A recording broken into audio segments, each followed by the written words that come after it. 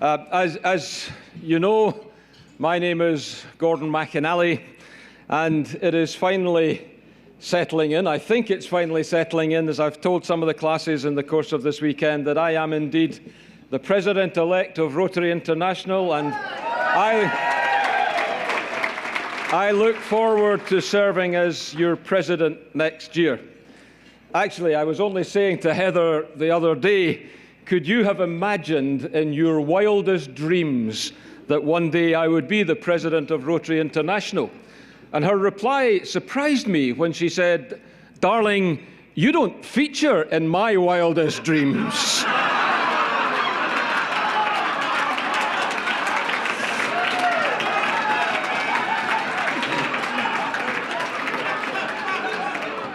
But at the very outset, can I thank you most sincerely on behalf of Heather and myself for the warm, the friendly, the caring welcome that you have given us over the last few days. It has been an absolute joy to be here. To be honest, at this time, it's still a joy to be anywhere after having been locked up in a box for 2 years. But it has been a real joy to be here, and we've been made so very welcome. And as some of you may know, that is not always the case when one goes to visit a Rotary event or attend a Rotary conference. I can well remember, fairly early on in my term as a director of Rotary International back in 2007, I was invited to speak to the Rotary Club of London, who see themselves as the United Kingdom's premier Rotary Club. They see themselves as the United Kingdom's premier Rotary Club. But I went down to London, and it was fairly early on in July, so I was still fairly new to the job. I was so keen, I was there very early. I was probably at the venue 45 minutes before the meeting started. And I walked in, and it was empty. I was the only person there. So I walked across the room, probably about the same size as this room without the annex on the left there, and I went up to the bar and I bought myself a drink. And that's not a very easy thing for a Scotsman to have to do, I might tell you. But having bought my drink, I nursed it for a while, and eventually one of the members of the London Rotary Club came in looking very important and strode up the room to me. And he said, "Are you a visitor?" I said, "Yes, I am a visitor to your club." And he glanced at the Rotary pin in my lapel and he said, "And are you a Rotarian as well?" And I said, "Yes, I am a Rotarian as well." "And are you staying for the club meeting?" he said. I said, "Yes, that was my intention." And it was then that he stuck the knife in my back when he said, "Ha! You could have chosen a better day. We've got the RI director speaking to us today." So, believe me when I say that your welcome has been 1,000,000 times better than the welcome I received there. It is, without a shadow of doubt, one of the great pleasures for any Rotary leader to be able to visit the wide Rotary world. And as I have already said, for far too long, that was via our computer screens. And it's just great to see people face to face and in 3 dimensions, having seen people in that small 2-inch by 1-inch box on the computer screen for far too long. I have to say, Drew Kessler, for example, is much taller than I thought he was when I saw him in my small box on my computer screen. But I must confess, I sometimes approach events like these with a special fear that I won't share with you the information that you really want to hear, and your generous opening applause would be very short-lived. I see my task here this evening as to be here to give you anything you want, assuming that anything is an update on what this particular Rotary leader sees as important right now and as something that can help you make the most out of your membership and your leadership. So if you've come looking for tips to improve your golf game, I may be in some trouble. It is a long time since I swung a golf club in earnest. But later, in the hospitality suite, get me to tell you the story of what happened in the Philippines last month. I hold events like this in very high esteem, and especially, as I've already said, considering where we've been just recently. I think events such as this help us to expand our networks across borders and across cultures, and they're one of the best places to share ideas for the years ahead. And as we have seen in the course of the weekend, they are also a great opportunity to celebrate our successes.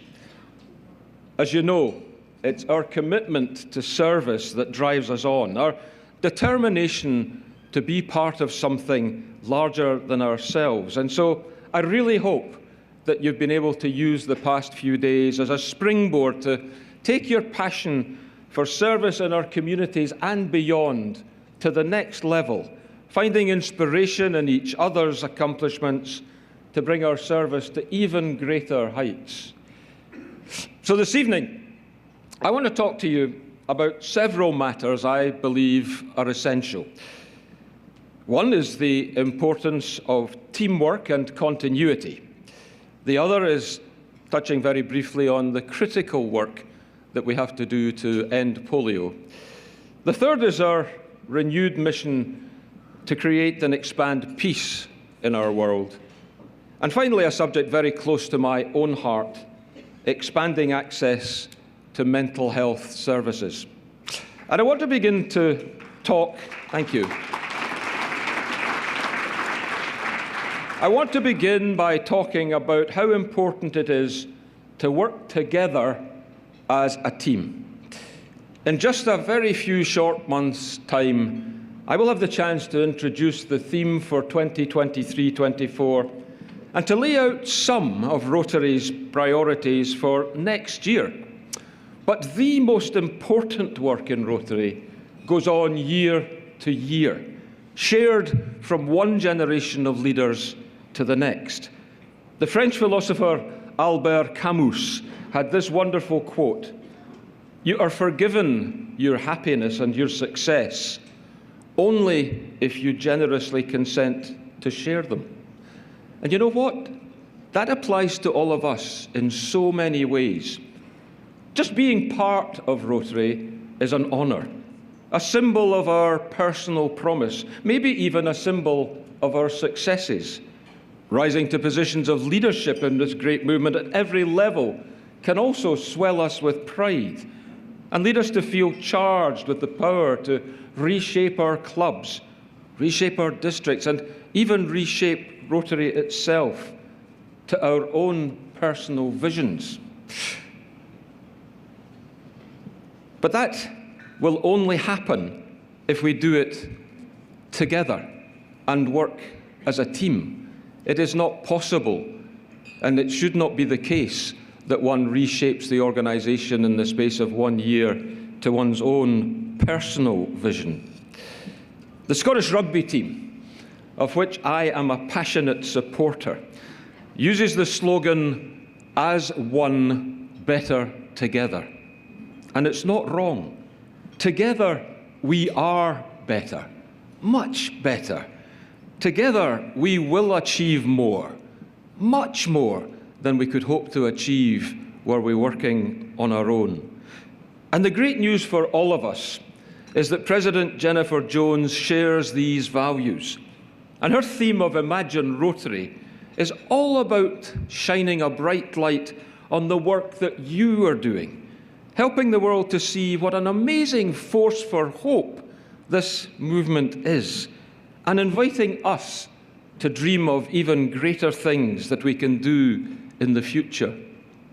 This is true in so many different ways, but it is especially relevant to our historic work to end polio now.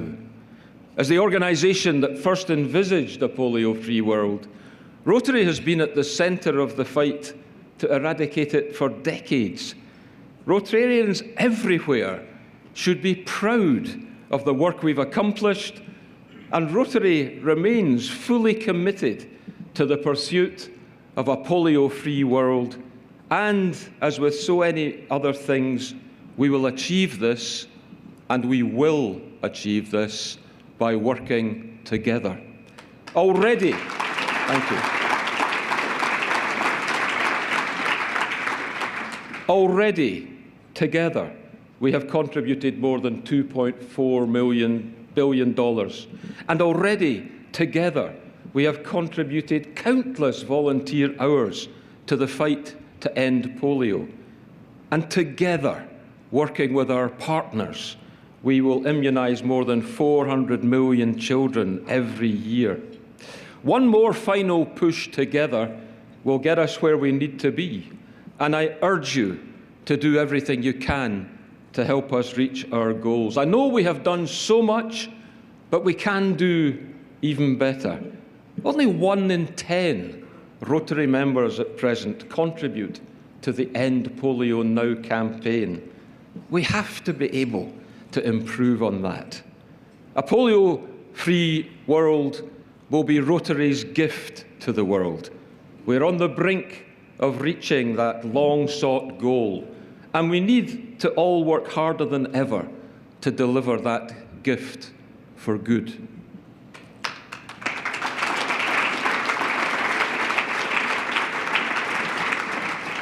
Another Rotary gift for good is our commitment to building peace. Peace is something that is at the forefront of my mind just now, and I'm sure it's at the forefront of your minds too. It is in our very DNA after all, and like me, you must have been horrified by the continuing horror of the brutal and unprovoked war on Ukraine. And to name just a few more, the terrible human tragedy of the war in Yemen, the continuing disintegration of Afghanistan, and the conflicts in Syria and in South Sudan. And sadly, that list is not extensive. We live in a time of unprecedented technological advances, but sadly, we also live in a time of destruction and human suffering.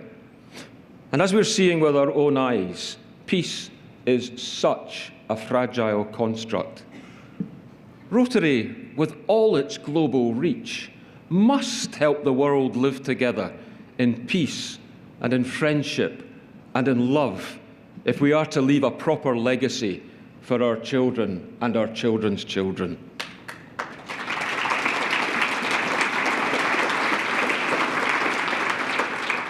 Humanity has grown up scientifically and technologically, but now we need to grow up even more by pointing the whole human race beyond the petty divisions of nepotism, race, and creed.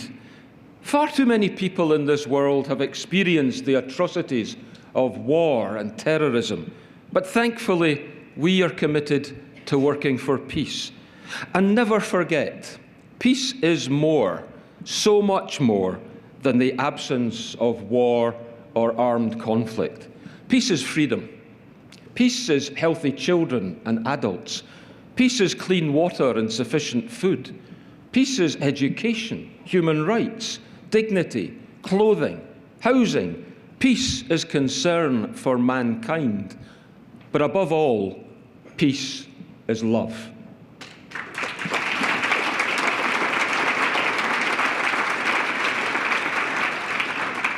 One of my inspirations in a desire to see a more peaceful world, the late Dr. Martin Luther King Jr. said, and I quote, "Darkness cannot drive out darkness. Only light can do that. Hate cannot drive out hate. Only love can do that." There is power in love. Don't overestimate it. Don't over-sentimentalize it. There is real power in love. Love is the way. In fact, ultimately, love is the only way. Because love can help and heal when nothing else can. Love can lift up and liberate when nothing else will. Love can lead us and can guide us beyond our unenlightened self-interest and beyond our factions and divisions. because love can show us the way to be both human and humane.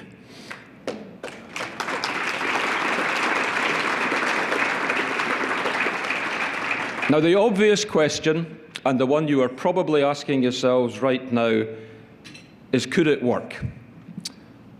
Could it work, not simply in theory, but could it work in the factories and on the assembly lines? Could it work in the corporate boardroom? Could it work in the councils of politics? Could it work in the world, in the hard, tough, rough world? Well, it's not easy. But this way of love is the only thing that has ever worked for human progress and human civilization, and for the good and the welfare and the well-being of the entire human family. And in addition to being love, peace is also hope. Because before we can even dream of peace, we need to have hope. The late Bishop Desmond Tutu, like King, another of my inspirations, said something else that is true. And he said this. He said, hope is being able to see that there is light despite all the darkness. And so it's up to us. It's up to each and every one of us to drive out the darkness and to shine that light, the light that makes clear the path forward. Everything we do, every single thing we do in all our areas of focus creates hope and shines that light and makes it possible for the world to live in love and at peace. And that brings me to a final point that I'd like you to consider. We've all seen over the past 2.5 years the need for us to take care of one another. We regularly check on how we are feeling. Now, some of that is a matter of safety, making sure we're being as careful as we possibly can to protect each other from the virus that swept the world. But some of that is about our personal well-being too. And this is an important societal change that has taken place, and I think we need to build on it. We need to make Rotary an organisation where it is routine for us to check in on one another and on those in our communities. And if we are facing places to challenge, then provide places for people to turn. And it's not something that is unique to us. A few years ago, a couple of US Basketball Association stars opened up about some of the mental health challenges they had dealt with. DeMar DeRozan and Kevin Love used their Twitter accounts to speak openly and bravely about the challenges they had with depression and anxiety. And a reporter followed up with DeRozan a few weeks later and asked how these exchanges felt for him. And he said, well, they went okay, but most fans had a lot easier time talking about pulled hamstrings than they did about anxiety and depression. And you know, that's something I have noticed as well. And it was brought home to me quite forcibly right at the start of the COVID pandemic when, following all the guidelines set out by the Scottish Government, I stayed at home, supposedly to stay safe. Well, that didn't go exactly as planned. I was walking through our garden one Sunday morning in the beautiful Scottish borders, early in the first of our lockdowns, when I slipped, and there was a loud crack that could probably have been heard here in Toronto. I had broken my ankle, and for the next 6 weeks I was in a moon boot and had to hobble around on crutches. But as word spread, my telephone never stopped ringing. My email box was never fuller. Anne-Marie, our wonderful village post lady, was never done delivering get-well cards, and the ping of incoming text and WhatsApp messages rang out all day, every day, as people inquired as to my health and my welfare and showered me with good wishes and support. At about the same time, a good friend who for many years had been living with depression sank into a deep trough that saw him make an attempt on his own life. Thankfully, he was found in time. But as I spent time with him during the days and the weeks that followed, initially on the telephone because of the lockdown, and then face-to-face, I quickly realized I was one of very few people who had reached out to him. Now, my need was insignificant compared to his need. I'd only broken a bone in my foot, yet there was I being inundated by well-wishers while he was almost ignored. And, I might point out, we both have a very similar circle of friends. But sadly, these kinds of reaction and these kinds of behaviour are all too common, but it doesn't mean they are right.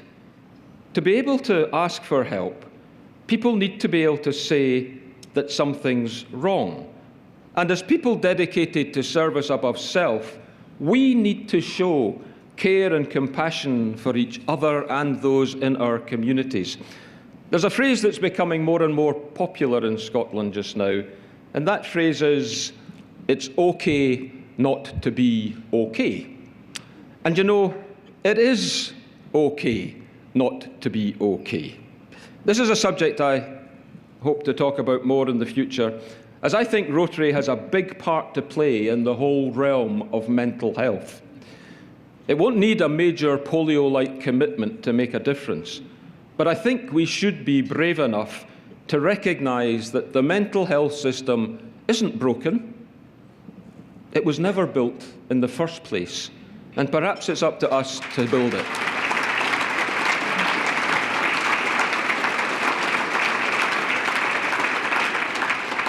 The first step is to listen. The second step is to help people who need care to find it, and then we need to support them as they receive it. So these are just a few subjects on my mind these days. I'm so excited to have this wonderful opportunity to work with so many energetic, devoted Rotary leaders from all around the world, and to share in the teamwork that can make a lasting difference in our world. And I'm energized by the recent work on polio, and I'm convinced that we will soon deliver this incredible gift to the children of the world. And despite all of the darkness that we can see in the world today, I remain convinced that Rotary can help create the hope necessary to deliver a more peaceful world for our children, for our grandchildren, and for all the generations to come. Together, let us look back on this time when Rotary helped turn the tide.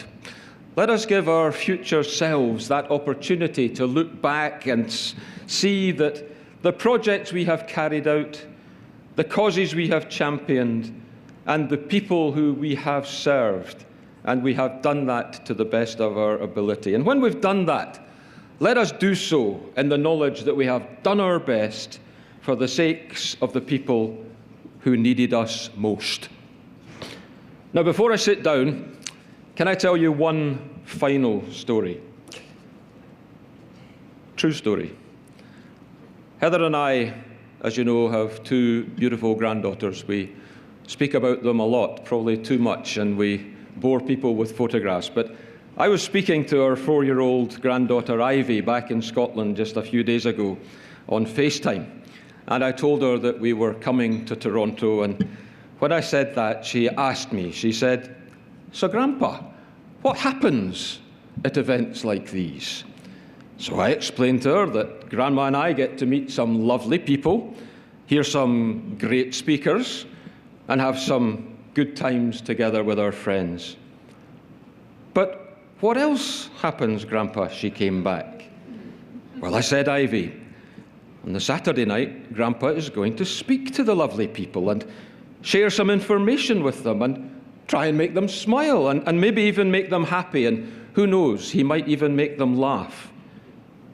Now, with the inquisitive mind of a 4-year-old, she asked, "And what do they do?" "Well, Ivy," I said, "if the lovely people have enjoyed listening to Grandpa, when he stops, they will all jump to their feet and cheer and clap very loudly until he sits down. She then asked yet another question with a very worried look on her little face. She said, "Grandpa, what if the lovely people don't enjoy listening to you? What do they do then?" "Well, Ivy," I replied, "then they just clap once or twice, and Grandpa goes back to his seat and sits down in silence." Her little lower lip started to quiver as tears came to her eyes, and she said, "Oh, Grandpa, I would be so sad if you had to sit down in silence." So, friends, as I leave this podium and go back to my seat, don't think of me. Think of that little 4-year-old girl back in Scotland, and don't let her be sad. Thank you very much. Thank you.